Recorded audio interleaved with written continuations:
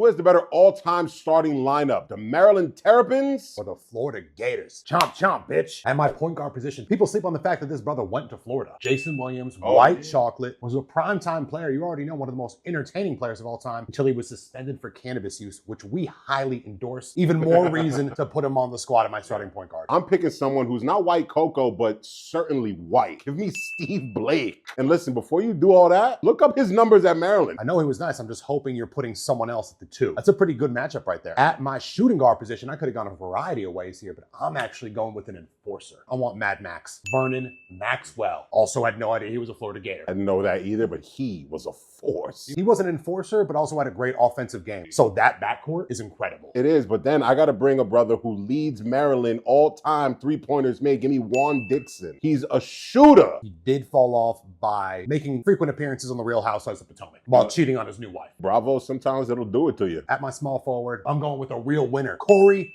Brewer. Small forward on the back-to-back championship teams. Mr. Do-It-All, really, and randomly scored 50 in an NBA game once, but probably the glue of that team. I'm going to go with one of the greatest what-ifs of all time and sad sports stories of all time. Give me Len Bias, a top 3 pick in the NBA draft, and then ultimately passed away before he was able to play in NBA. He was supposed to take the Celtics. He was a small forward? I didn't know that. A 3-4. I mean, this is pretty simple at my power forward. Al Horford at my 4. Offense, defense, fundamentals, really ultimate reliability and consistency. Incredible longevity in the NBA too, but a force in college as well. At my 4, I got to take someone who went first overall in the NBA draft. I got to go with Joe Smith. Brother was nice in college and then had a very, very great NBA career. I think he was 16. Great. Not a great NBA career, but he stuck around a long time. 16 teams in 16 seasons. He was useful everywhere that he went. At my center position, again, a no-brainer. This was really the face of the Florida team. I'm on Joakim Noah. Went head-to-head with Greg Oden in college and won. Ultimate heart. And he was a very versatile player too, outside of the ugliest jump shot of all time. At my 5, I'm going with a guy who me and Brody recently learned was a special player. I'm going Buck Williams at my 5. Buck Williams was a double-double guy. He also holds some rebounding records at Maryland. When I see Buck Williams, I think of Bam Adebayo. Exactly.